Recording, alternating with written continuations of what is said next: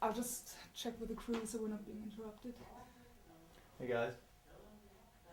We're rolling. We're rolling. Yeah, the documentary is called The Legend of the Dewdrop Inn. So we'll specifically talk about you and the Dewdrop Inn and everything that is relevant to the Dewdrop Inn. Terrific. I've got a set of questions. You're welcome to elaborate, or I mean, Alison had a look at them, so I'm sure she approved. Otherwise, she would have said something. Sure thing. So tell us first, how and when were you introduced to the Dewdrop Inn? I was introduced to the Dewdrop Inn when I was 17, and I got there via playing with Earl King. Before then, I was playing with a band called the Flamingos, a local group here in New Orleans. Snooks Eaglin was our guitarist, and it was neighborhood guys. And we played school hops and some clubs that we were too young to be in, out in the countryside and various places, and was having a good time. One time, Earl King was performing in Pritchard, Alabama, and Huey Smith was his pianist. But I think Huey was a little ill that evening and couldn't make that performance. And Robert Caffrey, Catman, who was the saxophonist for Earl King, knew me by reputation that I could mimic most things that was being recorded during those days, so I knew Earl King's repertoire. And they called me to play with Earl King one evening.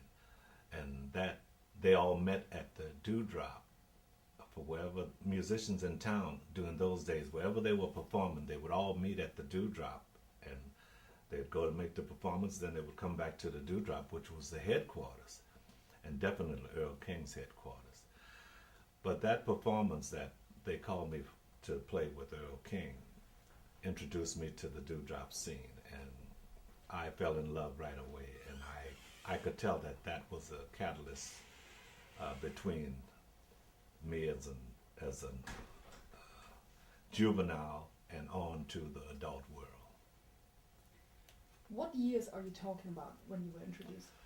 Well, this was in the 50s, like on or about 55 or 56. So I would have to do my arithmetic to see how that makes sense. But it was during that time. Is it correct? Some people say the Dewdrop Inn was your training ground. How do you feel about that? Yes, it was a very good training ground, but I would have to say one of the training grounds, because coming up as a kid in my neighborhood was a marvelous training ground. That's when I began to arrange songs, like with the band and Snooks Eaglin singing all of Ray Charles' songs. I had a chance to arrange those nice horn parts. And of course with the other members in the band. But yes, getting to the Dewdrop was training ground for the rest of the adult life. I must say it was a milestone, yes. It was the headquarters for the who's who that would come into town when entertainers, people of importance would come to town. They would all come to the Dewdrop. So if you hung around the Dewdrop, you saw everyone who was anyone who came to town. All of the musicians and artists, as well as some other stars in their own right. They would, and we're talking before integration, but whites and as well as blacks would come into the Dewdrop. Yeah, it was a great place, just a great place. Why was it such a special place? Well, I think because the proprietor took his business so seriously. His name was Frank Panier, and he, as far as he was concerned, he had a nightclub full of entertainment and a hotel next to it. And he was very sincere. As far as I'm concerned, as I look in retrospect, it was our version, it was the New Orleans version of the Cotton Club, I would say. There were shake dances, belly dances to some folk, an MC that would come out dressed up in full regalia, and it was like a variety show, and I became, after working with Earl King and being introduced to the dewdrop, I became the house band for a little while. And to say I became the house band sounds like a stretching it, but sometimes it was just like that, just me up there on an organ. A very innocent organ, but organ it was. But most of the time when I performed at the Dewdrop, it was me on organ, Hungry on drums, Charlie Williams, we called him Hungry. Charlie Hungry Williams, because he was always looking for a sandwich or something to eat. But he was a marvelous drummer. He was the drummer that came right after Earl Palmer, right on Earl Palmer's heels, because Earl is our monumental introduction to the world as far as drumming from New Orleans. Hungry came right after that, and he was the drummer with me at the Dewdrop, and sometimes Rufus Gore Nose was on tenor saxophone. So sometimes we were high as 3 people.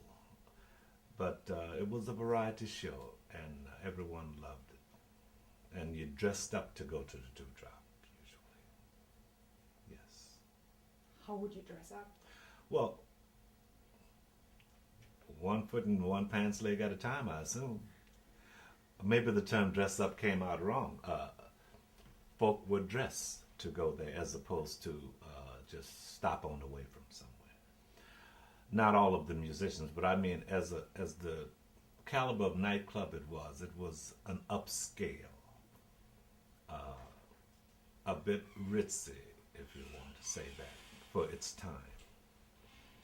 However, the musicians, even when we weren't on the way somewhere, if we weren't on the way performing or meeting there to go on a job, we still went there to hang out because you could find out what was going on today and who did what last night and what's happening next week, and does anyone need a guitarist? Or if you hung around the Dewdrop, you got to know all of those things.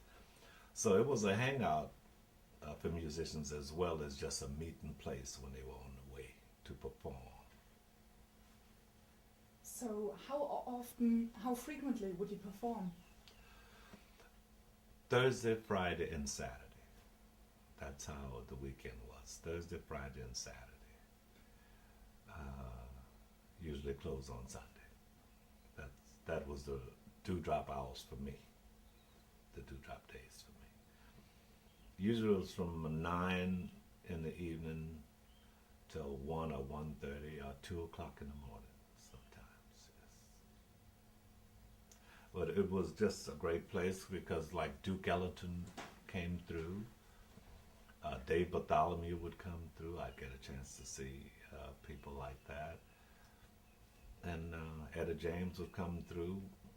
I remember Etta James coming through to do, when everything was going on very well, everyone dancing, and then everything seemed to slow down and come to a standstill. And when we looked at the dough, it was Etta James coming in with this beautiful white hair out for miles, and a little white puffy monkey, beautifully clean with a diamond necklace, and 3 or 4 people in her entourage, and it just stopped the whole show. And it was the beautiful Etta James coming through, and that was one of the highlights of that I can recall when I think of the Dewdrop. Yes, something. Leaning to the side. My what is leaning? Your tongue is leaning to the side. You'll never lift it. Oh, it's over to the wrong side. Wait. Are we okay with that? Yes, we're good. How about now? Yeah. Okay, Sharp. Here we go. thank you. Some person told me you entered the talent shows as well. Tell me about that. I did what? Enter the talent shows? Entered? No, I didn't. I've heard that. But I didn't enter a talent show because I was all, by the time I got there involved in Dewdrop, I was performing as the house band. So I wouldn't have qualified for a talent show. So no, but I was around where talent shows took place, and sometime I might accompany someone. But as for myself, I was never in a talent show. You already mentioned a few names like Palmer and King. Who else did you socialize with or play with at the Dewdrop Inn? Oh, from time to time, Irma Thomas would come through, and she sat in very rarely, but it was always quite a treat. But Billy Nightingale was a performer who used to be the MC sometimes, as well as Patsy Valdalia, and Joe Tex. Always had a great time performing with Joe Tex, accompanying Joe Tex, and Al T&T Braggs. Al T&T Braggs was never a big star nationally for his hit records, but he was a hit in clubs here, Houston, maybe even beyond, but he had the southern region covered very well, and he was a dynamic performer. Al T&T Braggs was his name. And I remember Miss Levette coming through, folk like that. Ernie Cato?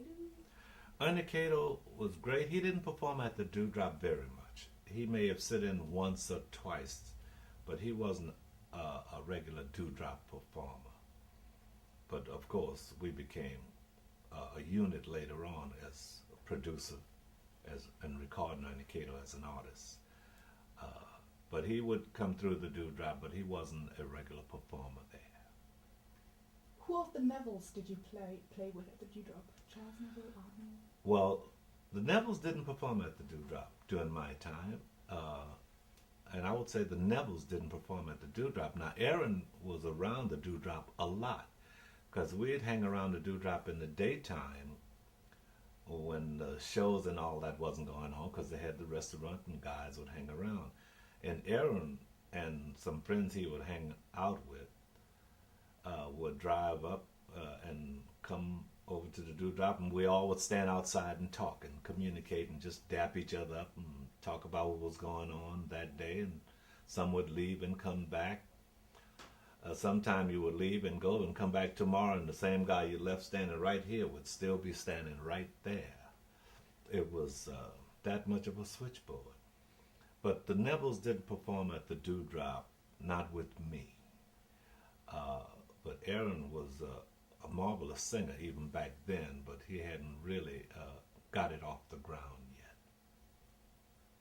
But during the stay at the Dewdrop, because I did spend quite a bit of time there, later on Aaron began to record with us with Minute Records, and the Dewdrop was still there.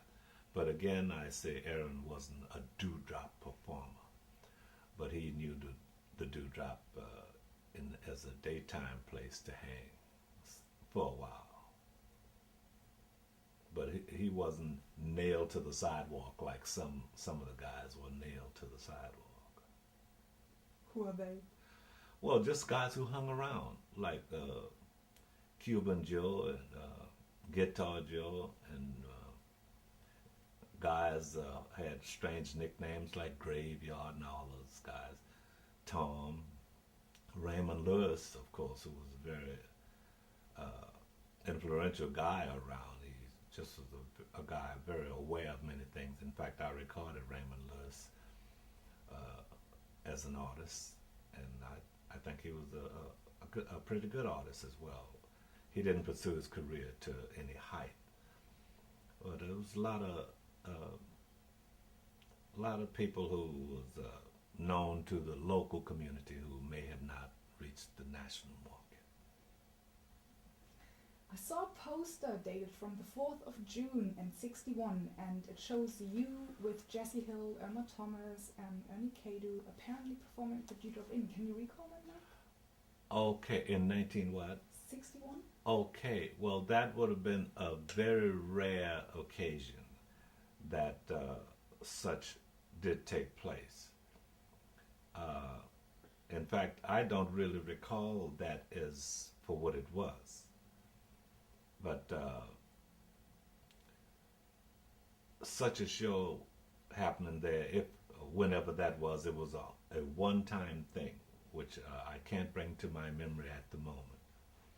But I like the idea of that show.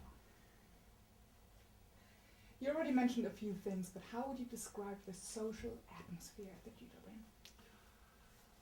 the social atmosphere was that you could tap into everything. It was like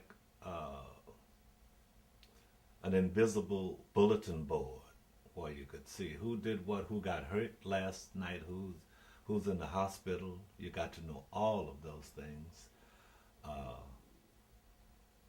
Even who's that pretty girl over there, we got to know who that was and all. It was just a whole lot of communication, most of all.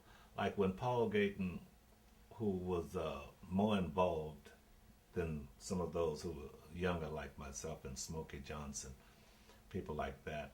Well, Paul Gayton and Lee Allen and Red Tyler, Earl Palmer, Frank Parker, or someone like that at that level, they would maybe be performing at a white club. And the reason I say white club is because we're speaking before integration. And that wasn't a bad word, it was just a word. But when they got off from working at the Brass Rail or the Monkey Bar, wherever they worked, late at night they would come by the Dewdrop and have a few drinks and laugh and talk about things and congregate with the rest of the guys, because musicians always wanted to be together. And that was always quite a treat, because we would hear what's going on downtown and they would get to hear what transpired uptown. So it was an invisible bulletin board, as I say, and just a great family, huge family. Tell us a bit more about Frank Panier. Frank Panier was a very serious man about what he was doing, and he walked with his shoulders in a very broad fashion, and he swayed. And I mention that as to be of some importance because his spirit was like that as well. If he was sitting down, it seemed like motion was happening. He was a doer, and he spoke with authority. He was a no-nonsense person, and he was a very human man as well as just a businessman, even though some knew him as only a businessman. But I'd say he was very human and a man with a good and gentle spirit as well, because from time to time he would speak to me on the side. He would call me on the side and he would encourage me towards a future of being sure that I didn't get blown away by nonsense. Because when you're on a scene where so much is going on, there are different little worlds happening at the same time. And I noticed that he was one who spoke with me in a fashion that I wouldn't be confused, and that I would see be sure and stay in tune with positive attitudes and be focused about doing something very progressive in life. And it was a great help to me. Dave Bartholomew, when he would come to the Dewdrop, spoke with me in the same fashion, and I will always appreciate him for that. In fact, Dave Bartholomew became, as far as I'm concerned, one of the finest mentors in my life. Thanks to visiting the Dewdrop, that's where I met. Tell us about that, because I read that Dave spotted you or checked you out at the Dewdrop and got you into the recording business. Well, I had been recording before I recorded with Dave, but when Dave did see me playing at the Dewdrop and knew that I could play all the things on the radio and could play exactly like Fats Domino, he called me into the studio to play on a couple of Fats Domino's recordings. We were up to 2 tracks at that time, multi-tracks. So we could do the music and then add a voice to it. And Fats was in Europe, maybe Germany. And we were to do these 3 tracks, and when Fats would get back, he would put his voice on them, and we did. And though I had been making sessions with Mac Rebenak, Dr. John, and myself, we were teenagers together doing recordings. When Dave brought me in, I was taken most seriously by others in the community, in the music community as well, which I was highly grateful. And that was another milestone for me.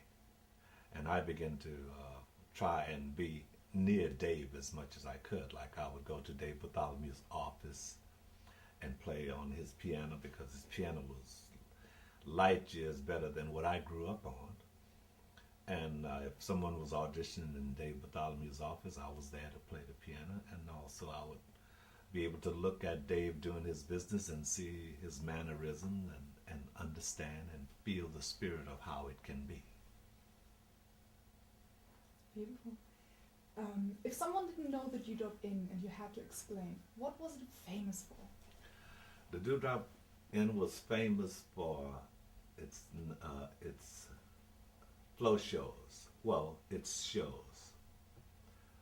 It was a variety show, meaning that it had, well, they always had a feature performer, singer, usually. Sometimes they would have a whole featured band like Edgar Blanchard's band, who had a marvelous repertoire. And it was a nightclub where people danced. And they wore their very best. So if you had a great outfit that you had seen in the window and wondered where you'd wear it to the Dewdrop. And the variety of the shows, to have the dancing was always very good. To have the best singers in the country who would come through would perform at the Dewdrop. That was good, that folk could hear them. As well as to have a belly dance up there, sometimes dancing with a big snake. That was something to sit and look at. And they also had food, which was very good. Well, New Orleans food is good anyway. And the best entertainment in town. Yes. Earlier you mentioned Patsy. Tell us about. Oh, Patsy was a guy who used to dress up as a lady in the evening and do the MC thing. And he would dress up in these gowns, and he would have the long cigarette holder, and he was very flamboyant, and he called himself Toast. And people nicknamed him Toast. However, in the daytime, Patsy would just sit around, how you doing, where you at? And as far as the guys who hung around the Dewdrop, Patsy was just Patsy. Patsy wasn't one who flaunted in the middle of the day or anything like that. He wasn't thought of in any different way as in the course of the day. But when it's showtime, Patsy was on. Patsy was on. Patsy was a nice guy, as far as I'm concerned. There seems to have been a high tolerance towards homosexuality at that time. Was that any special for that time period? I don't understand. Okay. Because of Patsy being a cross-dressing impersonator, I'm just wondering, was that any special that Frank encouraged homosexuals or cross-dressing impersonators to perform? Because I don't think everyone did that at the time. No, and Patsy being one person, I wouldn't say that was a movement. I'm not sure what you mean. Okay, what I'm trying to get to is, some people think that Frank was like a pioneer, encouraging that kind of scene. Never. Because when Patsy wasn't there, he had Billy Diamond to be the MC, and Billy Diamond, not Billy Diamond, I'm sorry, Billy Nightingale, he called himself, and he was just he came across as just a guy who sang, and Patsy was quite unique as far as everyone was concerned. Not that Frank had a whole lot of Patsys, because Patsy wouldn't have been unique. I think what made Patsy so unique, is that it wasn't as prevalent as it might have become at a later date. Plus Patsy didn't. Once Patsy got off the stage, Patsy just was a guy who would round a dewdrop and hung around the dewdrop as well. So no, in fact, I'm not sure what we actually thought of Patsy as, because we didn't think of him beyond. Once he got off the stage, we didn't think of him in that light anymore. We never knew what Patsy was doing personally at home and all that. I never knew. And Patsy wasn't one who was so overt about everything till he wanted the world to have a magnifying glass on him or anything. He was a regular cool guy. Yeah. Sounds great. And a unique guy. I thought Patsy was a kind of troubled person because he wasn't very financially fit and all that. So Patsy was considering how to make a living like anyone else. Yeah. Great. Name a few songs that you associate with your time at the Dewdrop Inn. Well, one song we all had to learn was All of Me, Why Not Take All of Me, because that was Patsy's theme song.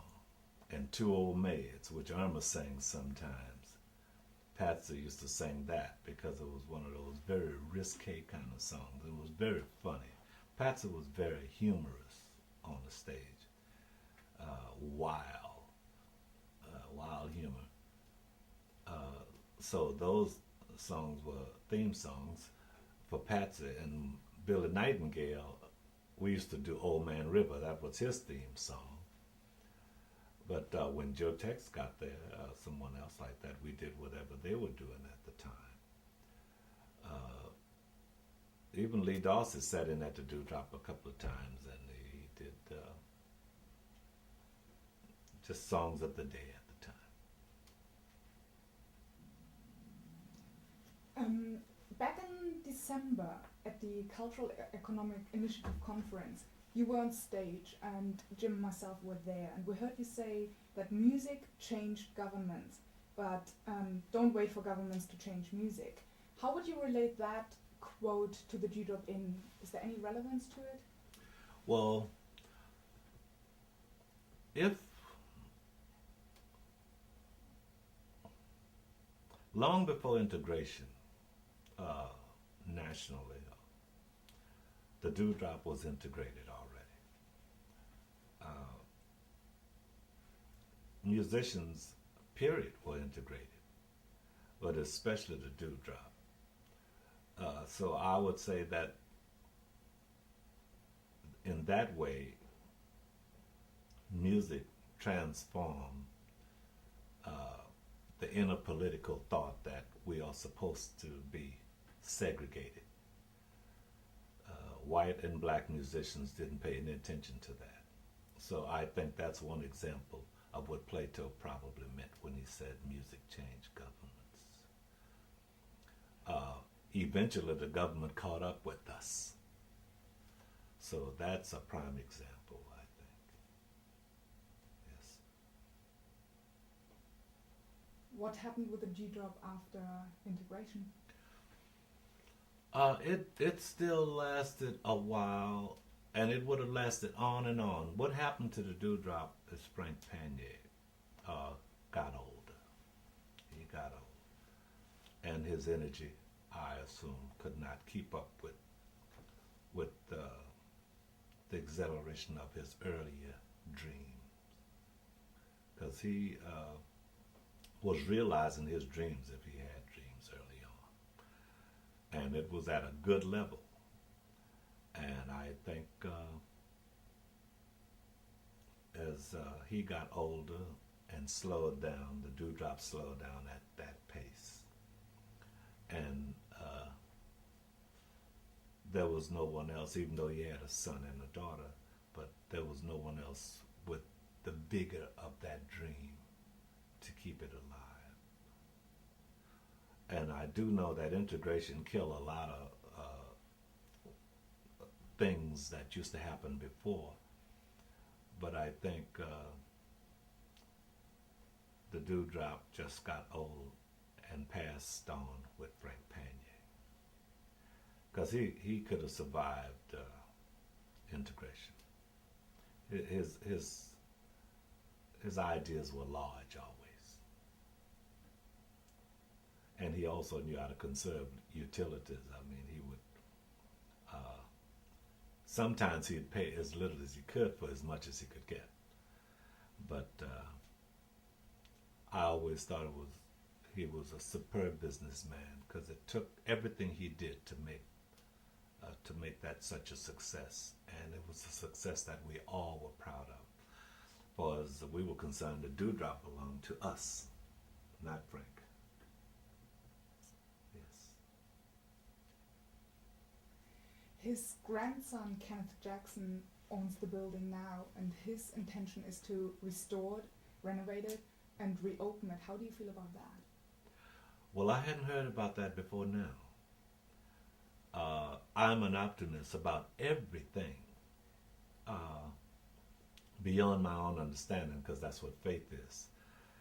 I cannot see it if I just think about it. But just because I can't see it doesn't make it not a viable thought.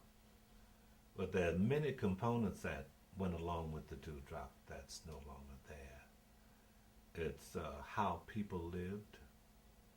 Television didn't have such a stranglehold on folk. People wanted to go out.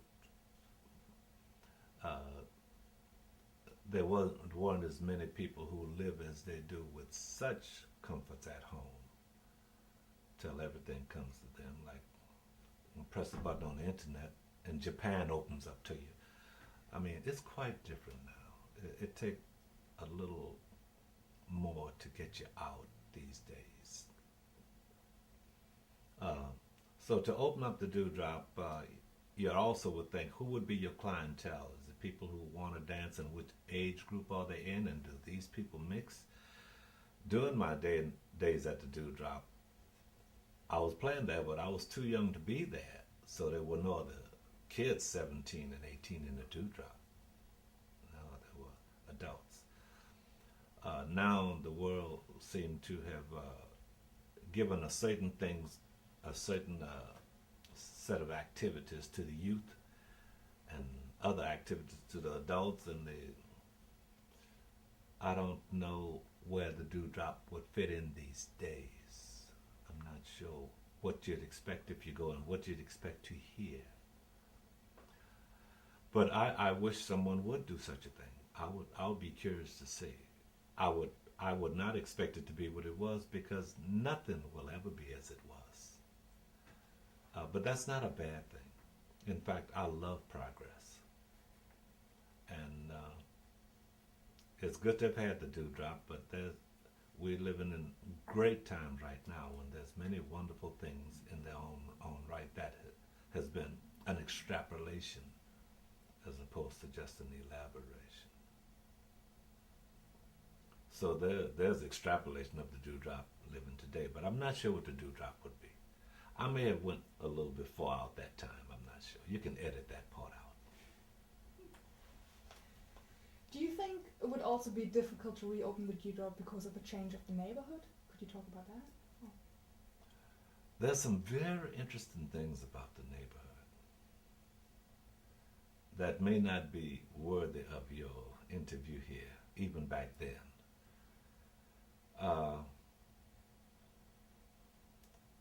The changing of the neighborhood has changed considerably. However, it was always across the street from the projects. But the projects weren't then what they are now. Because if you were going home, you could walk through the projects on your way home, or drive in there, or go see someone in the projects. But these days, people are afraid of the projects. And maybe some projects have given folk a reason to be afraid. But as I pass the dewdrop and see what used to be places and things that I knew, now I see it has all changed, and there's just maybe some folk are just sitting there, and that used to be a viable place next to it. So I'm not sure how would that couldn't have. What I see now, sometimes it couldn't have been there at the time when the dewdrop was doing what it was doing at its best. Not that what's there is bad; it just doesn't fit.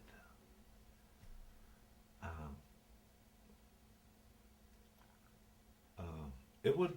I'm curious if someone was to reopen the dewdrop. I just can't see it being anywhere near what it was. Not because of things I can put my finger on exactly, but time marches on. It just seems to be time. Time marches on. Maybe it's a matter of community feel as well that has changed. Or? Yes. Community feel, that is a very good thing. If I was to say that to myself, I would like to be more specific. But if I could get away with just saying community spirit, I would feel that that's a safe way to pass the exam. Thank you for giving me that outing. Yes. Just trying to think about myself, because I mean... You're a great help. We're a good team. Glad to hear that. So, you said you were 17 when you first went. So how comes you were allowed to go? Well, not only there, as a young band, we went out in the country and played at places where youngsters couldn't go either, wasn't supposed to go. But like I say, we were talking before integration, and there were lots of little things that happened during those days before people got so rigid about other things. We thought we were rigid then, but we had more freedoms then than we had later on. When we played in clubs with the Flamingo band, the whole band was too young to be in the clubs we were playing in out in the country. They'd have fights. Someone would get hit in the head with a bottle, and all kinds of little skirmishes took place in some of the places we were in. But no one bothered that, because things were never as dramatic as they get these days. Yeah, we never heard a gunshot. No, it wasn't like that. But with the band, the Flamingos, we played in most of the places we played in. We were too young to be there, except high school hops, things like that. We just got away with it. Snooks Eaglin's father was our booking agent, and he booked us where we could get us, and it was in those little bars out in the country, which was great fun. Sometimes we didn't get paid hardly anything. Well, our top price was $8.50, because I used to come home in the evening, well, after we performed, and I'd give my mother all but $1.50, and I'd go and buy a pie or something like that. But it was just a great time, and some of the places when we played, they didn't have anything to pay, but we could eat all the chicken we wanted to, and if we drank, we could drink. Of course, we weren't drinkers, but it was cute times, you might say. Sounds like it. Yes, it was fun times, really. We had a great time. A marvelous training ground. That was like, doing the Flamingo band was like high school. The Dewdrop was college. Yeah. If you don't mind, I'll show you a few photographs that we have of the Dewdrop, and maybe you recognize people, or maybe you just are doing your glasses, yeah.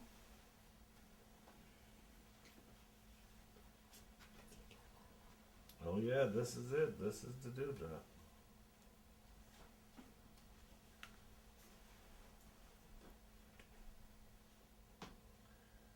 This is it in a good day, in its good days.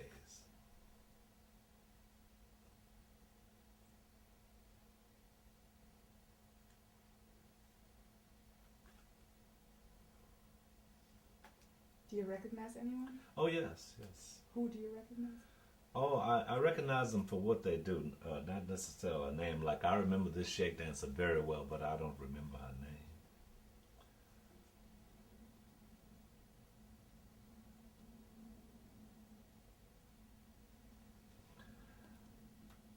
this look like Curly Moore right here. Now this is Patsy right here.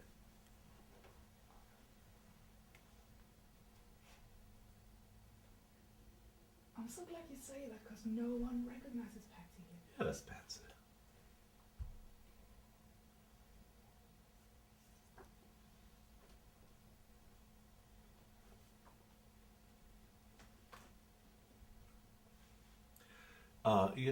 Are you doing a piece on the Dewdrop period? Are you interviewing other people around town? Irma spoke to us. Well, let me say that there's a person who you might want to talk to, who would know more than myself, and who have a marvelous scope on everybody, and who would know these names of these people who, even if I didn't know by name, he would probably know every person on here. His name is Raymond Lewis. You've heard that name? Of course, he's on my list. Oh yeah? Well, you must speak with Raymond Lewis. If you had spoken to only one person in town, it would be Raymond Lewis before me and everyone else.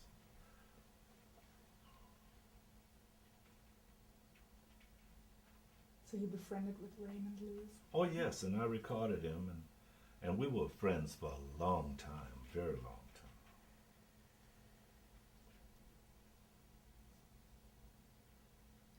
Do you recognize anyone else?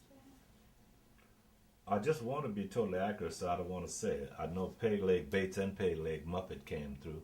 The guys used to have they had peg legs like old pirates, you know, this one little peg leg. And they would do this dance and they'd spin around on that leg, and it was really odd.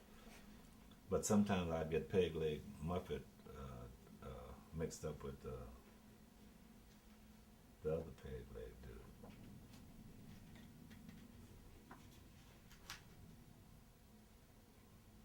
Maybe I'll just throw a few names at you that I noted down in regard to the photos. James Prerust. Who? James Prerust. Joe Jones. Joe Jones, yes, definitely. James Prevost or Prerust, what is? Prerost. Apparently in one of those photos. Oh, well, I don't know him. Frank Mitchell. Oh, yeah, Mitchell, yes. And who else did you mention just now? Joe Jones. Oh, yeah, Joe Jones. He had a hit record, in fact. You talk too much. He was an important guy around town. He left and became a legal person and helped out a lot of musicians. So, and but he was definitely a person during that period. Yes, he was an entity here. In fact, I think he produced the Dixie Cups many years back. Yeah, and he had a song called "You Talk Too Much," which was a big hit. And his son is very talented, Ronald Jones. What about Bobby Marchand? Did you spot him? Bobby Marchand. Well, I knew Bobby Marchand as a person around town. And in fact, I did a recording. Marshall Sehorn, who became my partner years later, the way I first worked with him was he was producing Bobby Marchand on a song called Booty Green, and he wanted me to do the arranging and put it together, and I did. And that's how Marshall and I first got together. Bobby Marchand was an entity around as well, but he wasn't as permanent a party as Patsy. Bobby Marchand performed there, and later on, after my time, they tell me Bobby even became a little bit more involved in the Dewdrop, but not as permanent party like Patsy to be the host. But Bobby had a record that did pretty well, and he began to perform at the Dewdrop. Yes. And Lollipop Jones? Oh, Lollipop was performing, but Lollipop was a little before my time. Now, he may have come back and did some other things later, but his heyday was before my time. If you have one more minute for us, I'd really, really like the camera to go handheld, and you just show us Patsy again, and we can film that in a close-up. Sure. As in, see it.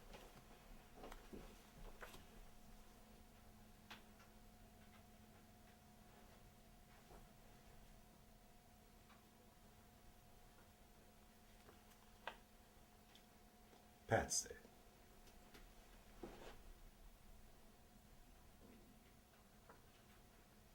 With a wild cherry.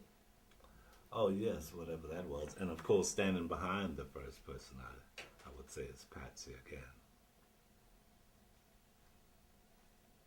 I'm so pleased you spotted Patsy. Oh, Patsy was a very important person at the dewdrop. You know what? Actually, Patsy's cousin is still alive, and we'll be talking to him very soon. Yes. So, Well, he would be able to recognize, I'm sure. Well, is he an older person? yeah, he's 86. Oh, yeah, well, I could- yeah, I 84, guess he 86. would remember. James O'Neill. I don't know, maybe you've met him? No, I don't remember. No, okay. But Raymond Lewis will probably recognize everyone on there. I'm thrilled to hear that. Say again, please. I'm thrilled to hear that. Oh, I mean, yes, he would. He would be. I'm excited to meet Raymond Lewis. Yes. Well, I hope I've been some help to you along It's the been line. great help.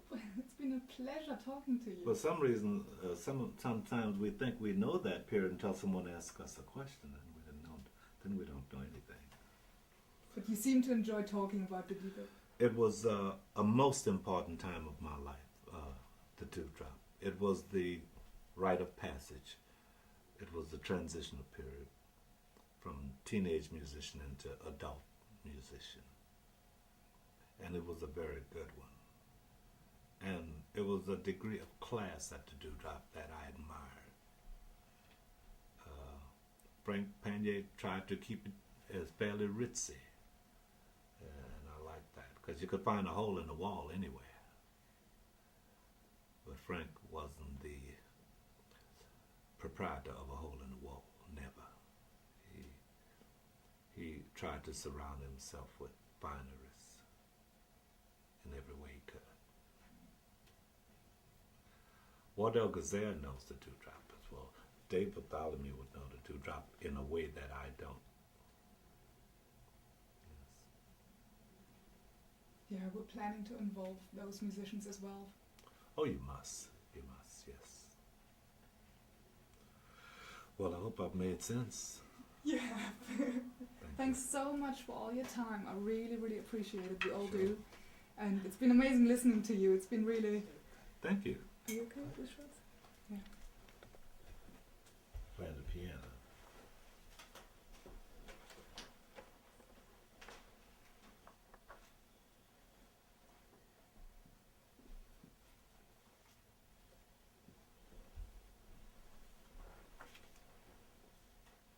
I think one person was called Joe Tillman. Yes, indeed. Joe Tillman stayed drunk all the time. Well, it's a bad thing to say, Oh, don't worry. but he drank very heavily, and he was a wonderful saxophonist. He played in Guitar Slim's band. He played along with Gus Spontanet, who was he's the alto player. Joe Tillman was the tenor player. Gus Spontanet usually was the one who was in charge, because he was always very cognizant and very aware of everything. Joe Tillman drank all the time, and he was a delightful man to be around. He was a very humble man, very, very humble, but a very good player. And I think Curtis Mitchell. No, Curtis Mitchell is bass player. Curtis Mitchell is definitely dewdrop. He's still around, and he plays bass, and he also played piano. And he always was just an entity, a sideman who performed at the dewdrop and elsewhere. Maybe I can just film the dewdrop photo on the table. Say again, please. There's one photo of the dewdrop in an exterior shot. It's very good too. Oh yes, yes. This is a wonderful picture of the dewdrop. And that's the hotel next door, and also the hotel extended up on this side of the dewdrop as well. You could walk around these two buildings while still upstairs. And back in that alleyway, we played checkers. Checkers.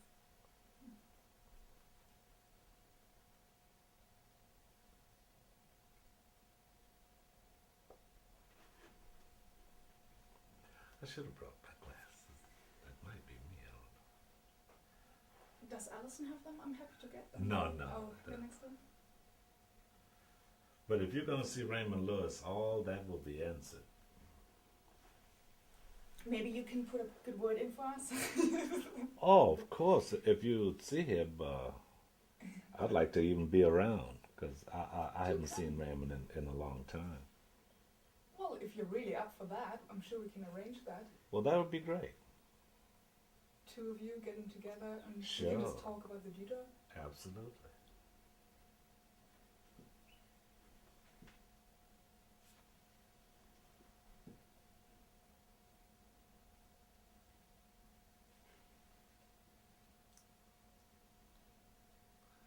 You're smiling. That's so nice to see. Well, it's just quite a time. Oh, this is the same one. Yes. Which one is a picture of Patsy? Oh, well, there's more than one, but one was a little bit more obvious than the others. There. If you just look at that photo in your hand, I believe it's easiest for us to capture that.